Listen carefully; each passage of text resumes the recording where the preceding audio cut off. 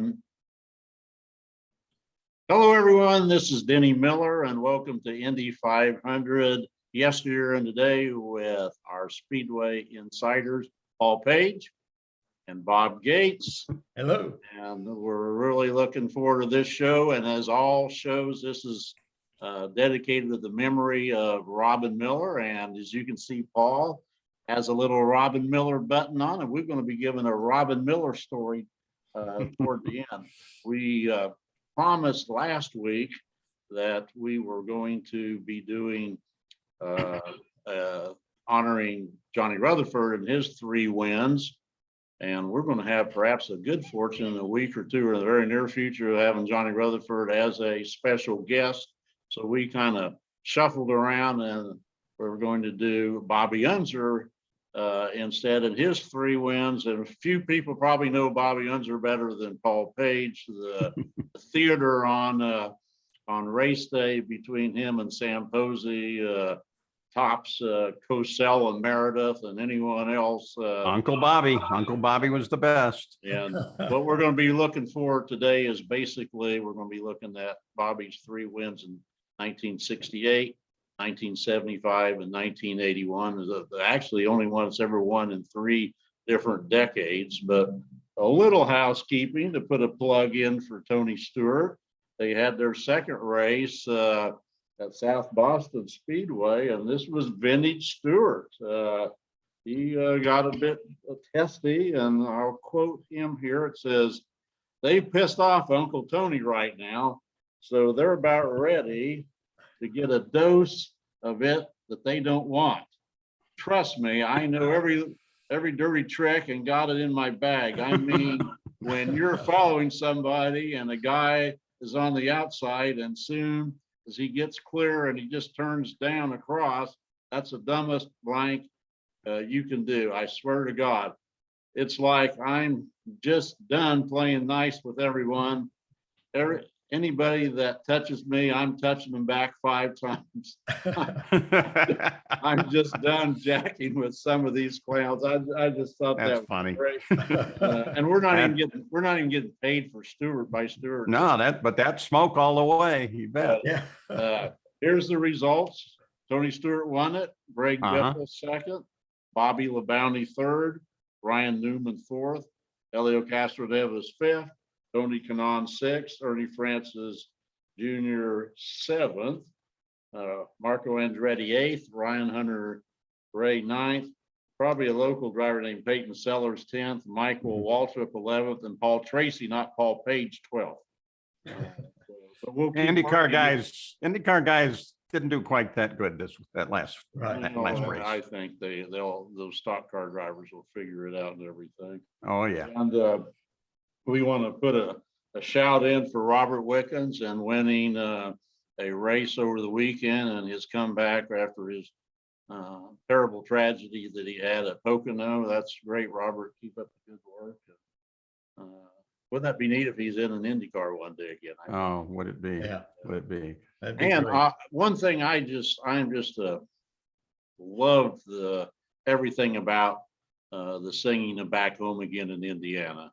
It's just I sing it around the house a lot. I discovered something on Indianapolis Motor Speedway website that our viewers may want to go see. And it's under the Purdue band involvement with the playing and Back Home Again in Indiana. And they tell about 3 different Purdue students that was selected to sing at the last moment Back Home Again in Indiana. In 1962, Dave Cockard, C-O-C-A-R-D. In 1967, a Russ Lunderlich.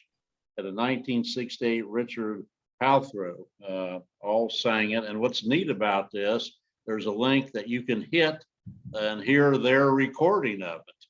Wow. And I have a feeling that the censors YouTube would knock us off if we tried to play that. If not, we would have a contest of viewers to vote in which performance was the best of the 3. But here's what you can do. Those who listen to it and want to email us at speedwayinsiders@gmail.com which of the three you like best. But it's I not can- Jim Neighbors, but it's kind of neat, that. I can tell you a little bit about that, you assume here comes the Purdue All-American band and they perform and everything. And then they get to watch a race. Nope. They actually had to be at the track at 5 a.m. And this, I think, is still current. And they perform, and then they get on their buses and leave. They don't get to see the race. I didn't know that. Yeah. I only know it because a friend of mine told me that the other day. His wife was twice in the Purdue band at the Speedway, and she had told him that. I kind of think I'd heard it before, but Yeah, there it is. verified. You remember the song American Pie? Oh, yeah. In that line, the marching band refused to yield. yield. Maybe they ought to let the band know that. That wouldn't look good. It wouldn't look good. Anyway, this is going to be a great show.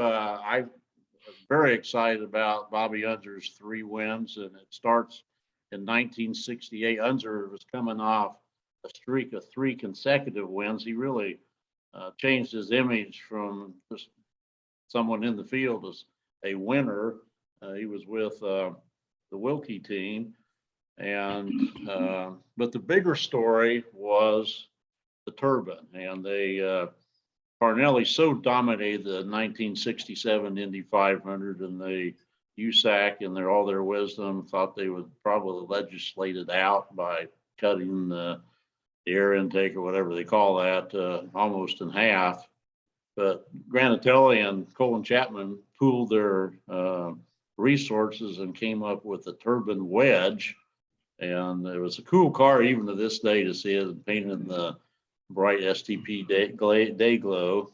And they had they talk about a super team. This was the super team of Jimmy Clark, Jackie Stewart, and Graham Hill to drive the wedges, and then Parnelli was to drive his car from 67 in the race. And then almost an unthinkable tragedy on April 7th of 1968 when Jim Clark got killed at Hockenheim in a Formula 2 race of all things. I can still remember hearing that on the radio and thinking just that Jim Clark was just too good to get killed type of a situation. Yeah. And then almost soon after that, Jackie Stewart broke his wrist.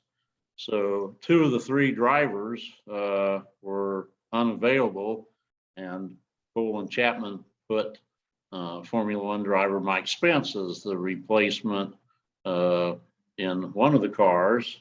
But before we go on and talk about that, I've often speculated how dominant Jimmy Clark was in 1965 in the Lotus. What do you think he would have done in 1968 in that turbine wedge? But Paul, I'll start with you. If you were to take would he been as strong? And well, yeah, I mean, there's no doubt that he would have been awesome in the wedge. But the thing is, as awesome as he could be, he probably would still be bitten by the same problem that they had during the race with the other turbines. But Clark did have the ability to keep a car together, very gently. Like Bob, what's your take had Jim Clark lived? Well, when he tested one of the turbines in early March, and he said this car will win the Indianapolis 500. So he was very confident that he could do that. And however, as Paul mentioned, the fuel shafts broke on the turbines, 2 of them. So they very possibly would have with Clark as well. And aside to that, though, one of the turbines was entered actually by Colin Chapman for Lotus, the one that Graham Hill was driving. And the fuel shaft that broke on the other 2 cars were made of bronze. The one in Graham Hill's car was made of steel. Now, Graham Hill crashed before, that fuel, we could have tested the theory on that fuel shaft being steel and not breaking, but it's possible that Clark would have been in that car with the steel shaft for the fuel pump. and maybe it would have lasted. And I would also guess, just to add to that, Bob, that maybe Chapman, and if it would have been Clark, would have looked at what had happened and looked ahead. Maybe they did. Maybe that's why that one shaft was steel. But and maybe Clark would have figured out, don't hammer it down on a restart, just kind of Right. glide into it. Right. But we'll never know. Right. Joe Leonard was named as one of the drivers for the number 60. Was there a backstory on how he got that ride? Either any of you know how that came about? Come on, Bob, what you got? Well, actually, Parnelli Jones was entered in 68 in the turbine that he'd driven in 1967. He tested it, didn't think it would be competitive, certainly not as dominant as it had been the year before. So Joe Leonard ended up getting that ride, most likely from encouragement to Granatelli from Parnelli. Parnelli and Joe Leonard were pretty good buddies, and later drove for Leonard later drove for Parnelli. Well, But he crashed the number 40 car, demolished it, and then ended up in one of the new wedge turbines. I guess at that point, Granatelli saw enough ability with the turbine engine from Leonard that he gave him the ride in the newer car. well, was there any consideration Parnelli running the wedge after he decided that his 67 car wasn't competitive and there was an open spot? I've never heard him say that. Just I haven't either. I don't think he felt as if the turbines were going to be competitive because of cutting down on the air intake. Probably the wedges probably surprised him. We can get in a lot of discussion here. Parnelli told me that even as he was on the way to winning the 500 in 1967, before he broke down, he was already thinking about retirement. He was cruising along there and thinking to himself, this is great, but it's really not as good as the first time I won. And he was losing some of that motivation, I think some of that passion, and ended up basically, although he never officially retired, he stopped driving Indy cars. So I think probably looking at 68, he knew the Silent Sam wasn't going to be competitive, and probably had not a good feeling about the newer cars as well. Do you think Parnelli, had he been in a conventional race car in 67, would have had a greater hunger, or was it the fact that he was in such a dominant car that it took away some of the fun of it? I don't think so. Again, he had gotten it, and this happened with Rick Mears. Mm-hmm. And if you've heard Rick Mears, I'm sure Paul has, talk about when he began to think about retiring, he just began to lose some of that passion. Yeah, I think he was upside down at the time the thought first crossed his mind. That's right. That'll kind of kill the passion. But He's actually said that. yeah. And even before that, he said once that he would always go out and, run and practice and then think about things he had done wrong, not done just right, things he could have done better. And he said he began to notice that he didn't do that anymore. He didn't think about it, after in the evening time. So I think the same type of thing was happening with Parnelli. It was a different era, very dangerous. And that time, Parnelli was ready to have kids. He had told me that, and he was thinking about those things. He was well into some business ventures with Val Melitek, and I think he was just ready to retire. And, he didn't want to drive in the 500 any longer unless it was in a car he knew would absolutely dominate. And I think he would have retired at that point regardless. Again, I'll throw this into Parnelli. He also told me, though, that if he had one regret in racing, it was retiring from Indianapolis when he did. He said, especially when I look at how long Foyt and Andretti continue to race there and do well there. So I think by that time, Parnelli was ready to retire. Nothing would have stopped him. I once asked Parnelli, had he driven Indy 35 times like Foy, you think he would have won a second one? He smiled at that question. Going back to Colin Chapman, he hires Mike Spence, was a very good looking, almost movie stars type looking driver as the replacement for Jim Clark. And almost instantly he was fast and flirting with the track record. And this tragedy compounds itself a month to the day, May 7th, in a late afternoon test going into turn one, the turbine hits the wall and a wheel comes off and hits Spence in the head, and he dies later that evening of head injury. So within a month, Colin Chapman had two of his drivers killed in Lotuses as well. And that really very tragic. Tragic to him. Paul, knowing what you know about tethering that later became, would that have probably saved Spence's life if that rule would have been in effect? Well, of course, at that time, nobody even thought of that, even though it was prevalent. And in the roadsters, you're talking a massive piece of weight that's now gyroscopically spinning through the air, much heavier than the tires today, and even the tires in 1968 on the turbines. But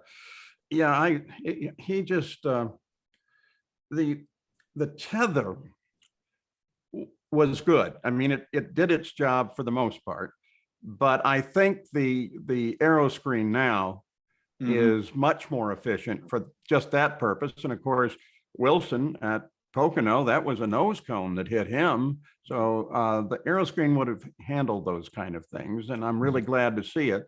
And I'm almost used to looking at the cars with it. It can add more color to a car, can't it? Oh, yeah. They can accentuate with it. I think without the aero screen, there would be no Jimmy Johnson racing at Indy this past May. Yeah, probably right. So Joe Leonard drives the 60 car. Graham Hill qualifies the 70 car. They both start 1-2. Leonard wins the pole, his only pole win, and Bobby Unser qualifies on the outside of the front row in 1968. There was a third turbine, and at the last moment, it was offered to Art Pollard, and in very little time, Pollard puts it comfortably in the race, and that created an opening in the Thermo King car for one of these legendary names who have been struggling. I think they was even trying to do a dirt car to get through his rookie test, Gary Bettenhausen. And Bettenhausen was the beneficiary of Pollard going to the wedge and qualifies. And then someone very, very well, also a namesake, qualified as a rookie in the Agjanian car. Bob, tell us about Bill Vukovich Jr. and his first qualification. Yeah, well, as you said, Gary and Bill Vukovich Jr. were both rookies in 1968. Gary actually went there without a ride other than the Joe Hunt dirt car, and he went through part of his rookie test with that dirt car, hoping he could get a ride in something else later on. And as you said, Art Pollard vacated that car, but Bill Vukovich Jr. Actually helped Gary get that ride. Tell us about it. Well, he just went to the car owner who he knew and convinced the car owner to give Gary a shot in it. And that's what exactly what happened.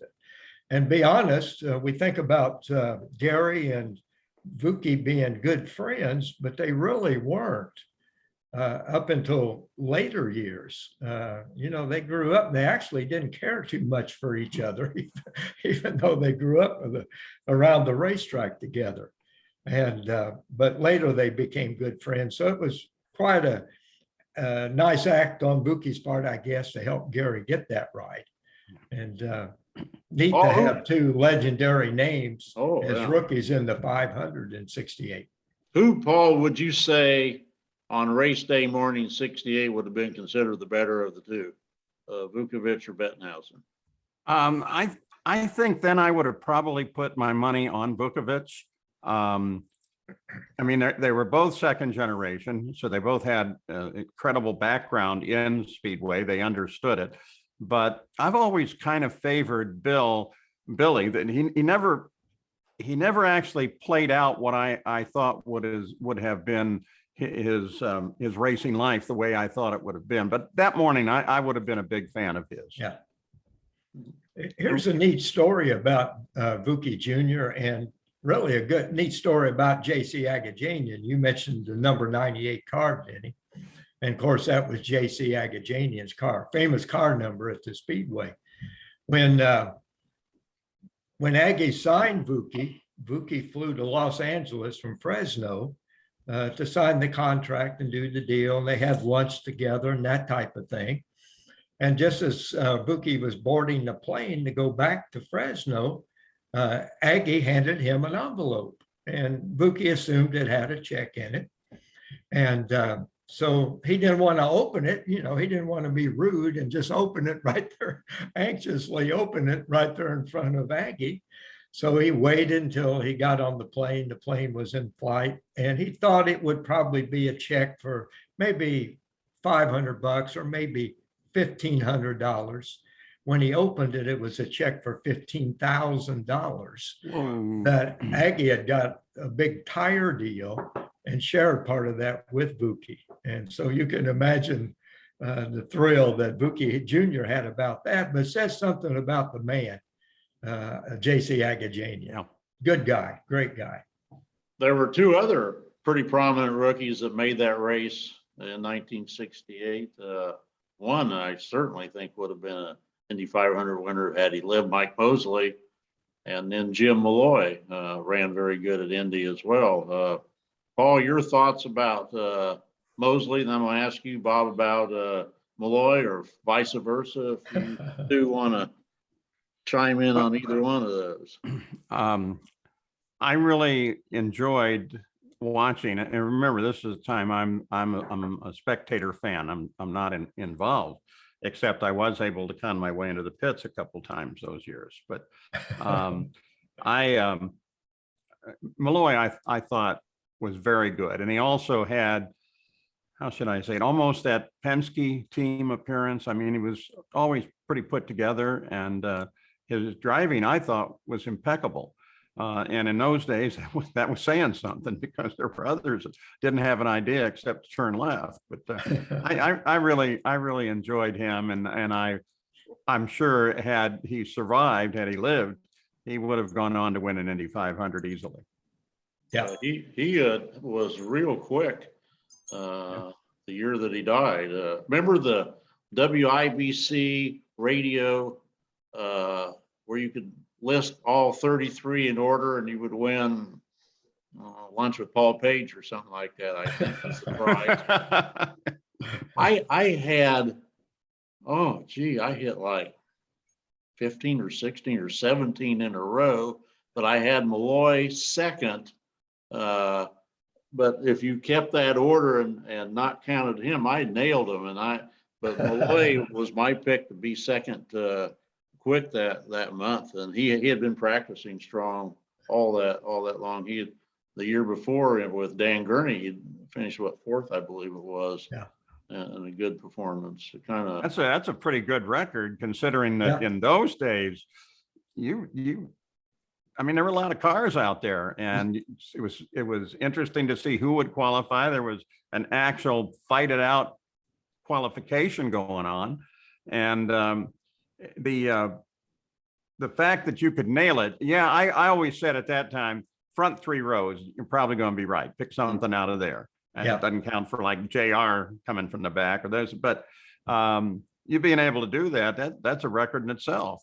You ought to get a prize. No, it was like every 15 and every 45 minutes, they would have report live from the track, and no matter what I was doing, I would stop, and that priority listen to Lou Palmer. And we'll put a shout out to Dr. Tom Lucas too, and his accurate stopwatch and everything that he had.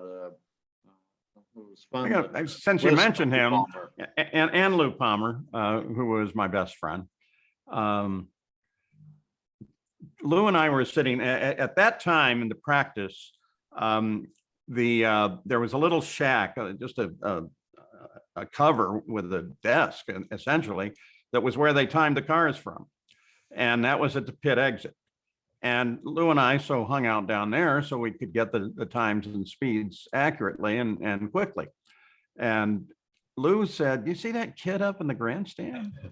And I'm like, "Around? Yeah, what?" He said, "Watch him." And Tom had the old 2 stopwatches, 1000th reading and everything. And we watched him, and he'd have the stopwatches up, and when the car came by, go. He was almost dead accurate every time. It was incredible.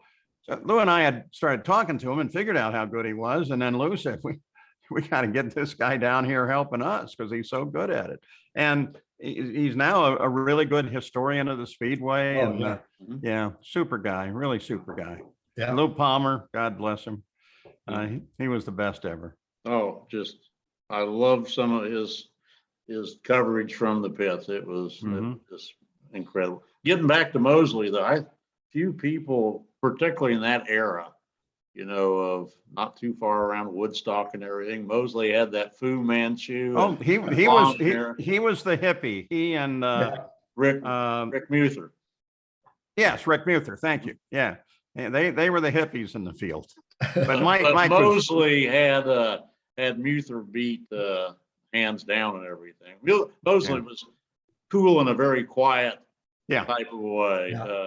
And easily could, I think, been a multiple when it actually started from the front row a couple of times. And tragically, he lost his life in a passenger accident when he and his son were out, I think, going dune buggying or something like that, or returning from that. Any memories of Mosley that stand out, Paul? The one time that he crashed and was almost running alongside his car. He was trying to get out. But I would talk with him, and he was always, he was fun. He had a great sense of humor. And he took being a hippie very well. And I think did some things to actually promote that he was. But he was a nice human being. And I agree with you. If he had the time to develop more, there's another potentially great driver. And he had a tremendous wife, and his Alice. She was such a nice lady too, and could have joined him well at Woodstock herself or something. They were the hippie couple, but he was very, very talented. 2 years in a row, I think it was 70 and 71. He took that old Eagle, 4 or 5 year old Eagle that AJ Watson modified, and took it into the lead before crashing. And I think that's one of the crashes that Paul was probably referring to. Now that one looked bad when it happened. But about that same time, that's when Gary Bettenhausen started driving for Penske. And he made the comment, and I've heard him say it more than once, that if Mike Mosley had a McLaren, we'd all be running for second place. So that says something that your peers think of you in that light. Very talented. So Bobby Unser ran such an aggressive race in 1968. It was just fun to watch him race that, because everyone knew the Turbines were going to win, yet he found a way to keep ahead of them. And then somewhat late in the race, Lloyd Ruby enters the mix. Unser had a problem. He broke a gear shift linkage, and his lead evaporated as he was trying to exit the pits because he just couldn't get it going. And Leonard gets ahead, and Ruby gets ahead, and Ruby would have probably had Leonard covered. And then very soon after that, he had a ignition coil failed. It cost him a 6-minute pit stop and regulated him down to 5th place. But Bobby, there was a late race yellow. Carl Williams had an accident. And then on the restart, what happened, Mr. Gates? Well, This goes back to turbines, the bronze and the steel, I guess, but both of the turbines fell out. And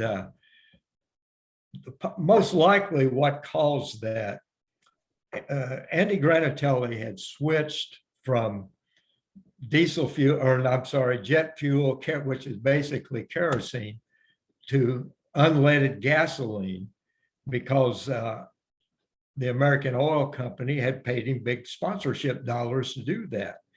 Well, gasoline doesn't have the lubricating properties that jet fuel does. And most likely, this was late in the race, after a long caution, those fuel pump shafts had heated up to the point that they failed when they got on the throttle, just from the lack of lubrication. So most likely that's what happened. And they did both go out at the same time. So again, that makes sense on speculation of what might have happened, at that point. Also puts to rest another myth that constantly floats around, is that after 1964 and the horrendous crash, gasoline was banned at the Speedway. Well, it wasn't. Like I said, the turbines used it in 1968, and I'm not sure when they stopped using gasoline. I think well into the 1970s, it was okay to use it at that point. But anyway, both cars went out at the same time, and Bobby went on to win. And I'm sure Paul can verify this. Bobby Unser will tell you he had the turbines covered. No problem. No problem. Nothing. No problem. No problem. He would have been his son. I had those guys beat right from the first day I was at the track. That's right. That's exactly right. Good imitation there. Well, you know who does it best? Gary Gerald, the guy who used to work with me. He was always a pit guy. He'd get on the circuit while we were warming up and rehearsing, and he'd interview Bobby Unser, but Bobby Unser was himself. So yeah, he could really throw the Bobby accent perfectly. What would you say, Paul, from your perspective, was a bigger dramatic moment in '67 when Parnelli's turbine dropped out, or '68 when Joe Leonard's dropped out? Oh, 68. Because it was by 68 or a year later, it was unexpected. I would have assumed, especially with the wedges and everything, that those cars would have been properly engineered, and whatever the problem was would have been addressed and fixed. So that was where I was really surprised. Which one hurt Granatelli more, the '67 loss or the '68 loss? Did he ever say? No, I don't know. Mm-hmm. I've never heard him say, but that's a near miss, compounded on a near miss. It just had to hurt even more in 1968, especially when he lost both cars at the same time, basically. Yeah. Been interesting, had Graham Hill not crashed, with his steadiness that typically you think of Graham Hill, he might have not had that issue, whether it was steel or not steel. Yeah. But it was a very, very popular win. There was a lot of animosity toward the turbine, probably because it made that pushing sound versus sounding like a race car. And I don't know the real behind the scenes stories. How did they cripple it even more after '68? Either, Paul, Well, they essentially again brought the intake, I think it was called the annulus, down. So it was impossible for the car to have the kind of power that was needed to run in the Indianapolis 500. There was a lot of talk and a lot of thought about it then, because the real possibility was, if the turbines had kept their 1968 configurations, that we would see a field of all turbines pretty quickly. And so that worried the officials, then USAC. And there was a lot of talk about, if we take the roar of the engine away, have we destroyed racing? And a lot of conversation about that. And so even though the turbine, which required virtually no maintenance, you put the engine in and take it out at the end of the season.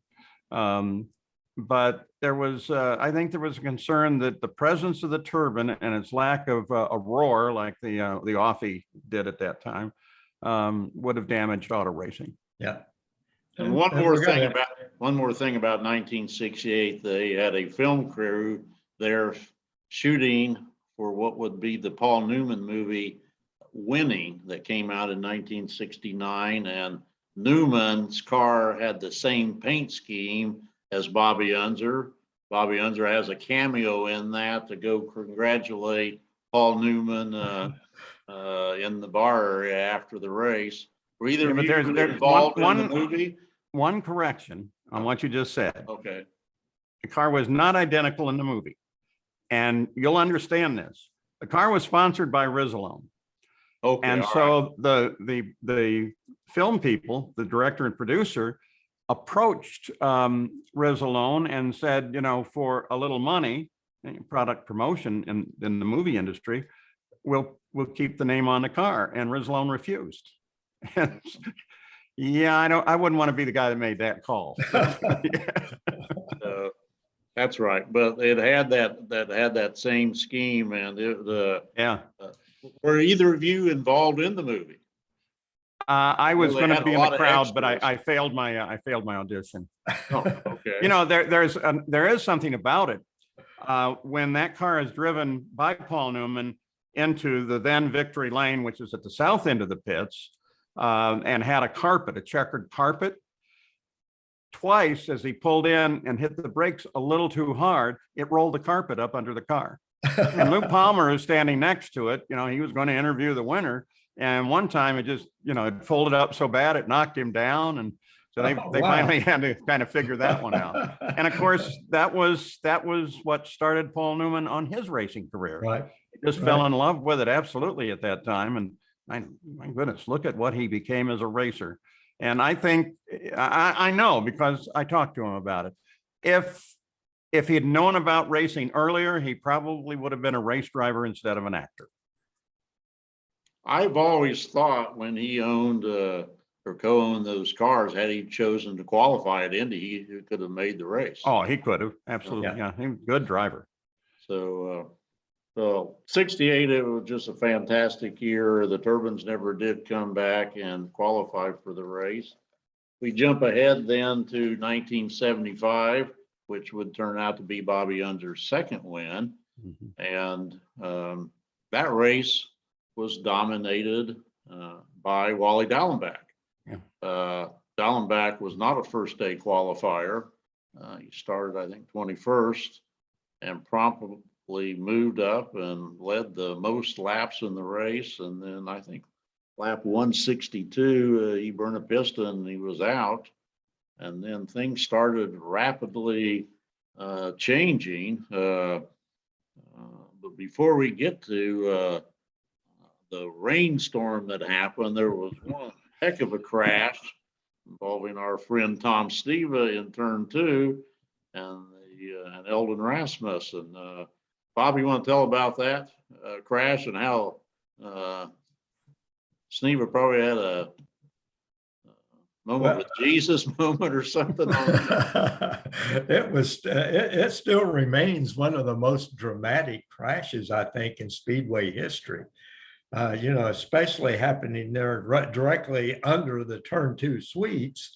And as Tom impacted the wall and flew into the air and parts were flying, planes were flying, it was pretty exciting for the people in the suites along there.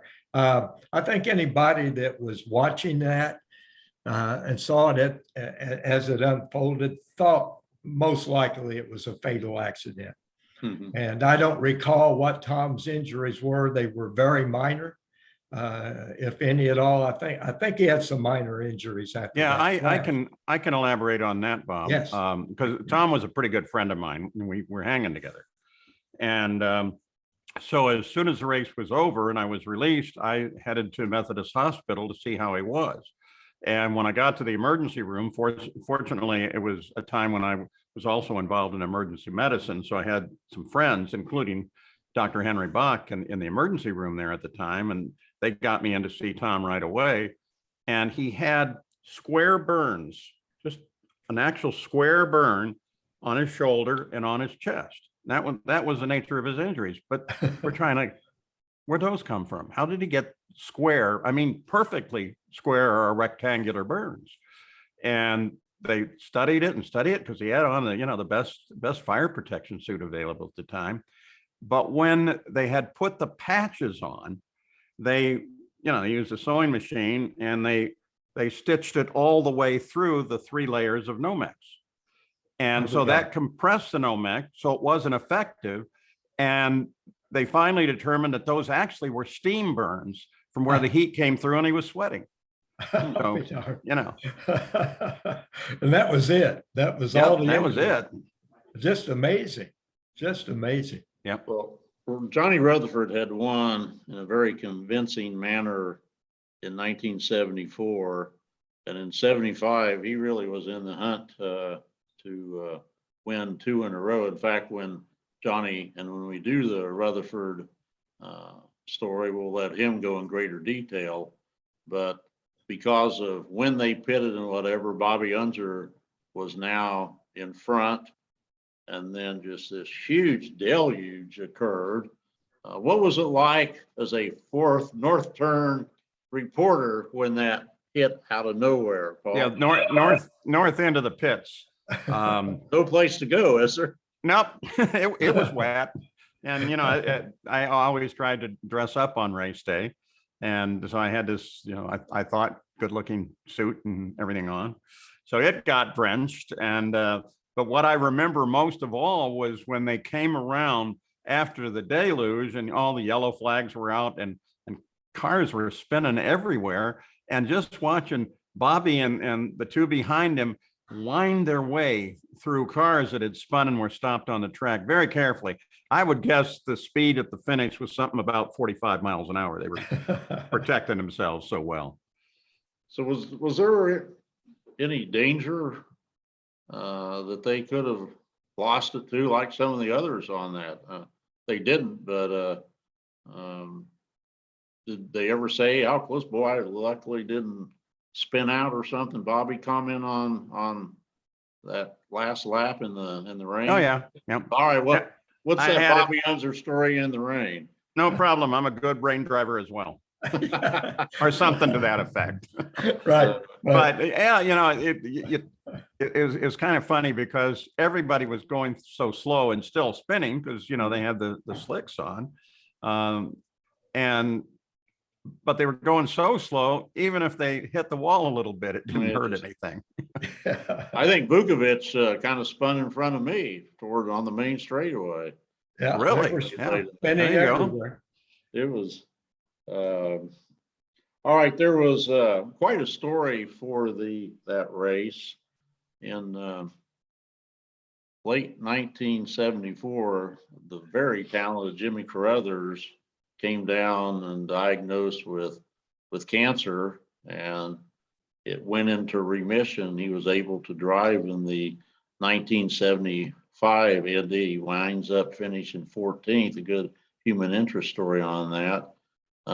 Carruthers was good enough to win Indy, in my opinion. Mm-hmm. Had he lived in later, I think it was October 26th, he succumbed to cancer again. It came back. I'll have both of your guys' comments a little bit briefly on just how talented Jimmy Carruthers was. Paul, we'll start with you. Well, I didn't know him as good as I should have, but I remember him as being one of the pleasant men at the track, and obviously incredibly skilled, and all of his background. I liked him. I didn't know that much about him, and it was an absolute tragedy that he left us to cancer. Yeah. And Bob? Very, very talented and very brave and very determined, focused in dealing with the cancer. He went on that summer and won the USAC Silver Crown Championship, which was the old dirt cars. And that he was suffering with cancer and able to do that, just amazing to me. But like he said, you can't outbrave a cancer patient. Another tragedy to the Carruthers family, he had a younger brother named Danny Kid Carruthers that was probably even better than him. And that was an era when you had to be 21 to be able to race USAC, midgets and anything USAC.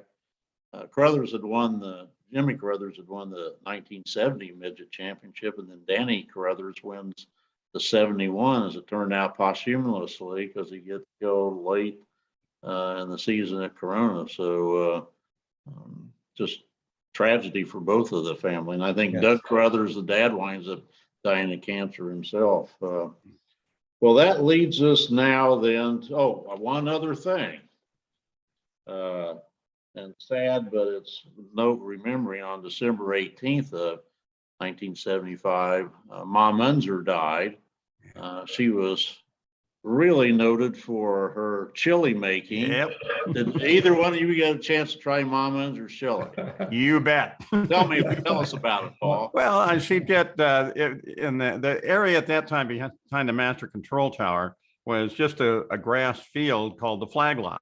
And it was called that because the pace cars, anybody had a pace car could park there. It made a nice display for all the pace cars. So she'd get in there and big day, mom's cooking the chili, and she made a lot of it. And we'd all come over and spoon it right out. And if I remember right, if you wanted to, you could, give her a buck or two, which all went to charity anyway. But that chili, hot dog. Cincinnati is a hotbed for chili. How would it compare to some of the popular chilies around the Indianapolis, Cincinnati area? Well, since she made it. Since she was actually making it more in the Tex-Mex style than the chili that you'd get at Skyline or something like that. So it had a serious bite to it. But it was delicious. By the way, for those viewers that want Mom Unser's chili recipe, and they let us know at speedwayinsiders@gmail.com, we will send you that recipe. And I think Bob Gates said after we get our 1,000th subscriber, he would actually prepare it live on one of our Zoom calls. There you go. Bob. Sure, I'll do that. All right. So there, for all you viewers, hit that subscribe button fast so we can see Gates make Mom Unser's chili. Identical recipe. Bob won't cut any corners on that and everything, including peeling the chilies and everything. So There you go. that leads us then into what was probably as interesting a year ever. Bobby Unser's third win. From a reporter standpoint, you can't get any more spectacular than that. And the controversy that evolved. But there's a couple of stories in 1981 I think most interesting to talk about. Bobby Unser does set on the pole for the race. But Rick Mears has a very serious pit fire on his first pit stop. You would have been TV or radio then, Paul? I was radio at that Radio. time. Tell us, you would have had a good perspective. Of course, it was a methanol fire, so you really couldn't tell it was a fire. And that was actually part of the problem. Methanol, until it combines with something else, is pretty much invisible. You can see the heat waves of that fire, but you don't see any color until, say, it hits some oil or something. And I was watching that almost from above. I almost had a straight down look on that particular pit. And I remember, seeing them all start to move quickly, which indicated there was a fire. And, a couple other crew members were also on the edge of that fire too and involved. But Rick jumping out of the car, and as he was standing up in the cockpit, I saw what looked like an orange tornado circulating above his head. I have no idea what that was, Wow. and I swear I actually saw it. But I'm sure it had something to do with the fire and the fact that he was burning. He got his nose burned horribly. And it scared the daylights out of everybody. And, it burned him pretty badly. And his dad was there to help, Skip. hit the fire mom too. extinguisher that helped probably make it far worse than it was. Yeah, well, also we're still learning about methanol fires. And so everybody would go for a CO2 extinguisher. And we found out, I'm not sure when we did, but that a methanol fire, if you throw water on it, which you wouldn't do with like an oil fire or something, it just dilutes it down so it won't burn anymore. So that's why you see these big barrels of water even today in the pits every few feet. So if they get a methanol or now with the e-fuels, the same situation is true. You throw water on it and it just dilutes the fuel down and it stops burning. Okay. Bob, we talked about that Sneva crash being so bad. Just a few laps after the Mirrors fire, Danny Ungaius, who had been leading the race and then had a uncustomary lengthy pit stop, almost 46 seconds, and then it resumes the race. And before he was able to complete a lap, he was involved in just, again, I hate to use horrendous again, but that type of a crash. But he was really hurt on that. He was lucky to survive it. Bob, you want to tell a little bit about that? Then I'll get your take on what do you think was the worst crash, Ungaius's or Sneva's? Well, Sneva's was pretty dramatic looking. Ungaius, though, was one of those almost resembled what would happen with Gordon Smiley. Mm-hmm. Almost that type of crash where the scene looked like an airplane crash afterwards.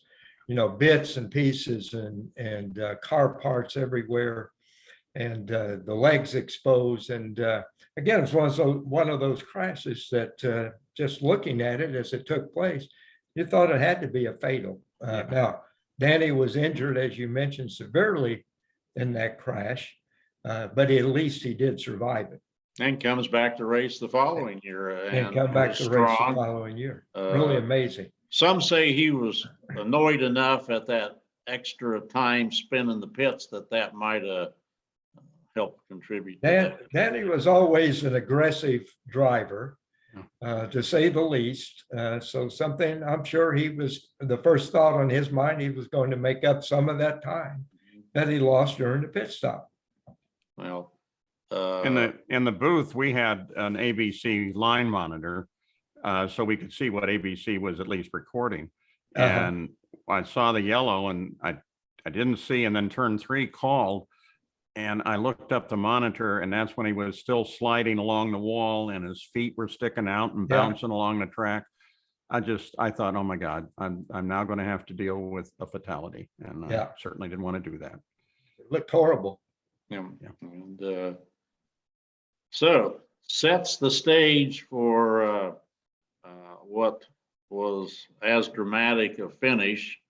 On lap 149, there was a yellow, and as both Bobby Unser and Mario Andretti were exiting the pits, Unser was ahead.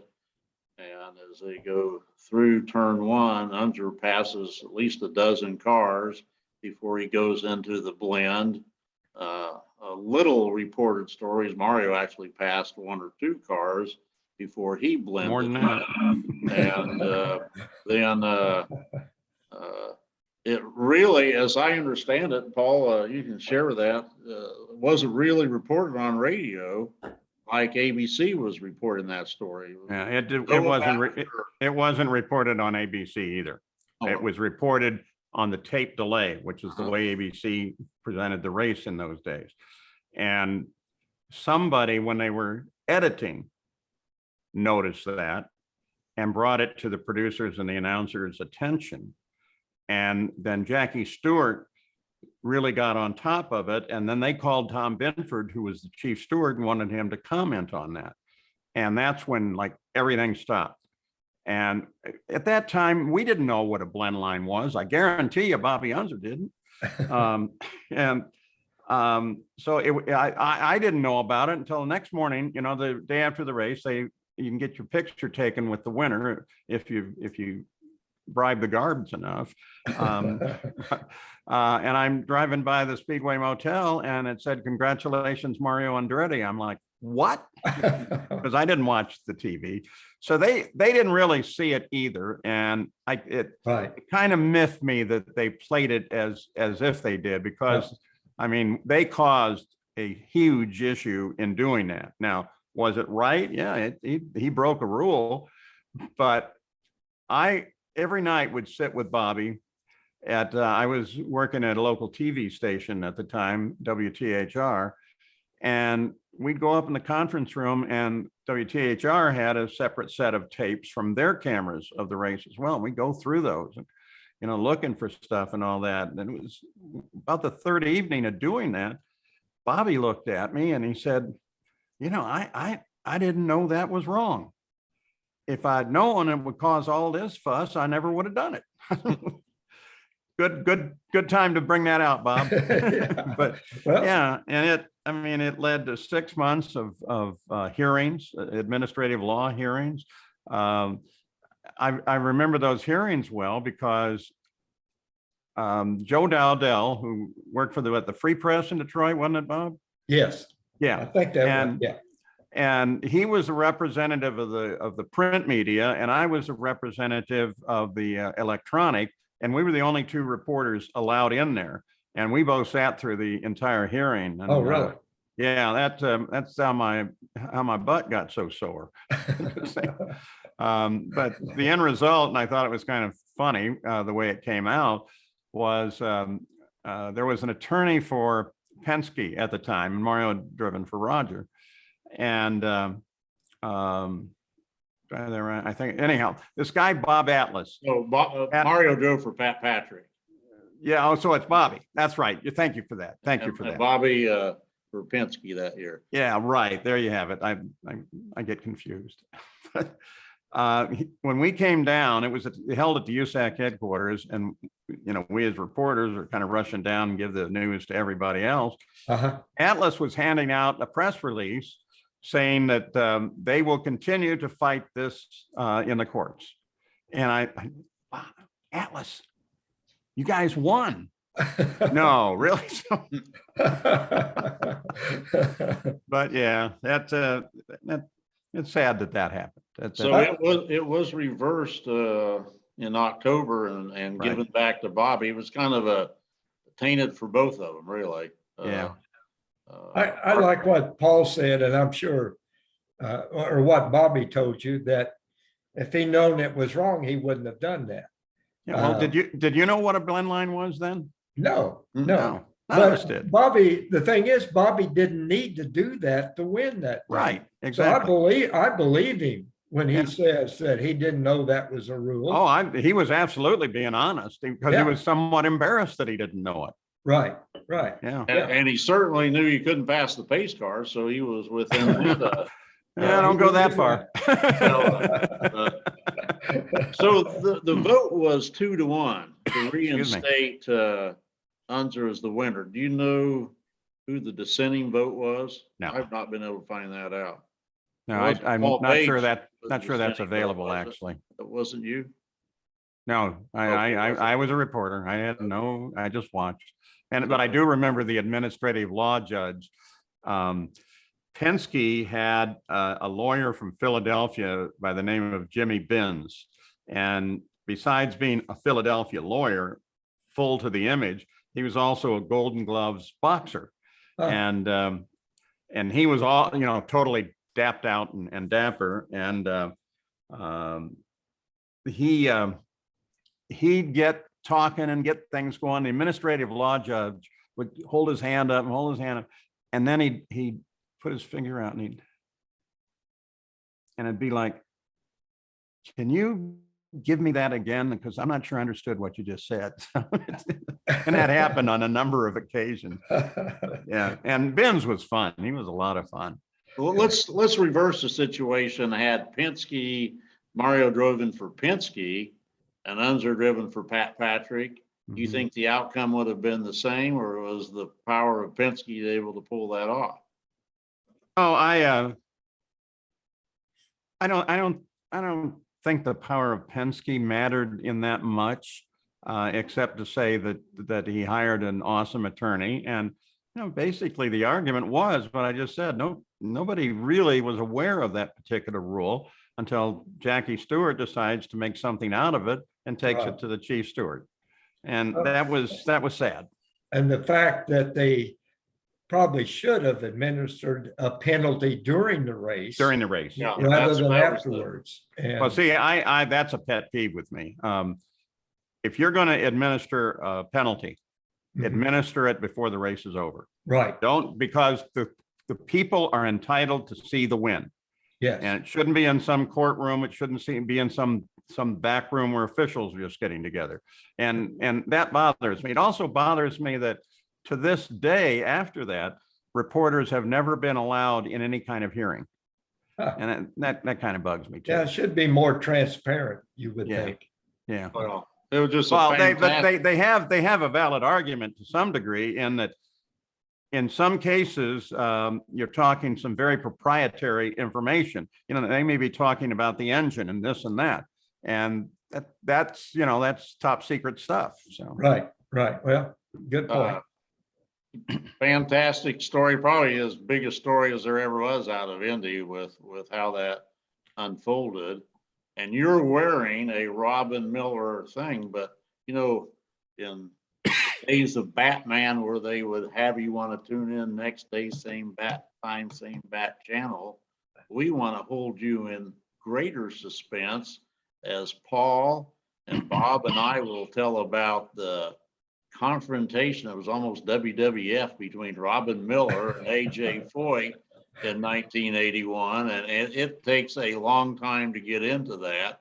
And Paul, maybe you'd tell some more Bobby Unser stories about the result of this. So we'll keep you holding in suspense. Again, those of you who want to have a Mom Unser recipe and see Bob Gates eventually cook it, hit the subscription button or send us a request at speedwayinsiders@gmail.com. It's been a fun show. Any final comment, Paul? yeah, I just got to make everybody understand. This was something that AJ Foyt had made up after Robin called him out. And I don't want anybody to think that I am saying no Robin Miller. I thought he was pretty cool when he did it. Right. And Bob, what are your final comments? Well, I would, I'm looking forward to Paul talking more about Bobby Unser and the 1981 500, because I think Bobby became kind of bitter towards racing at that point. Yeah. And it changed, his whole attitude changed about it. And of course, there was a great friendship between Mario and Bobby that went on probably 3 decades before they finally, came back to a friendship after that. So I'd like to hear a little bit more about that as well. We'll definitely do that. And also in anticipation of Johnny Rutherford, anyone who has questions they'd like to ask Johnny Rutherford, again, mail us at speedwayinsiders@gmail.com, and we'll share those with JR when he's able to make an appearance on our show. So great show. I love that era. It's hard pressed to say what was a greater win or exciting race, the 68, the 75, or the 81, but he won in all 3 decades. And no one else can do that. And I bet Bobby told you he won in all 3 decades. He had mentioned it once or twice. Yeah. Once or twice. So, but of course, that also Bobby was done after that. He really never made another serious appearance. Right. Yeah, that's right. So anyway, from Speedway Insiders Paul Page and Bob Gates, this is Denny Miller saying Godspeed, and we'll see you next episode.